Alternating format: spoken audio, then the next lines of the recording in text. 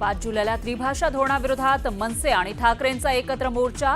ठाकरे बंधूंचा एकत्र आणि एकच मोर्चा निघेल.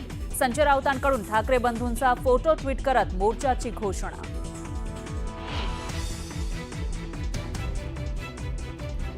राज ठाकरेंची फोनवरून झालेल्या चर्चेनंतर सर्वानुमते 5 तारीख ठरली. संयुक्त मोर्चा काढण्यावर संजय राऊतांनी केलं स्पष्टीकरण.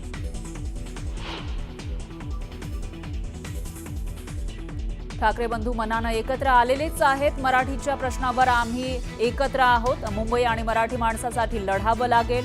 संजय राऊतांचं सूचक विधान.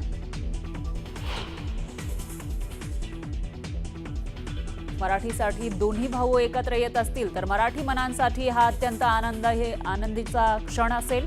ठाकरे बंधूंच्या एकत्र मोर्चावर रोहित पवारांचं ट्विट.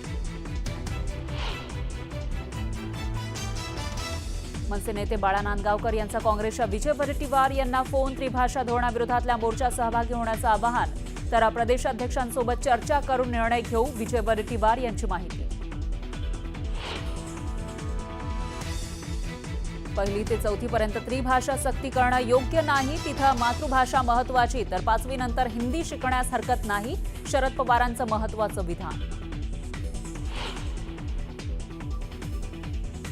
नाशिकमध्ये शिवसेना युबीटीला आणखी एक धक्का. महानगर प्रमुख विलास शिंदे शेकडो कार्यकर्त्यांचा शिवसेनेमध्ये प्रवेश करणार. तर रविवारी पक्षप्रवेश होण्याची शक्यता.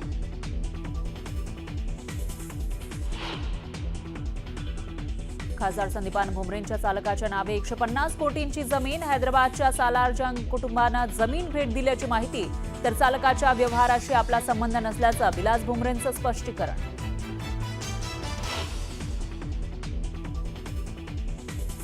भारताच्या अर्थव्यवस्थेचं प्रगतीचं ग्रोथ इंजिन म्हणजे महाराष्ट्र.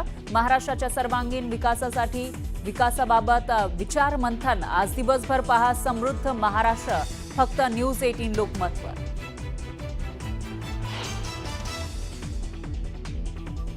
काठेवाडीमध्ये संत तुकाराम महाराजांच्या पालखीसमोर मेंढ्यांचं गोल रिंगण. संत ज्ञानेश्वर महाराजांची पालखी सातारा जिल्ह्यात.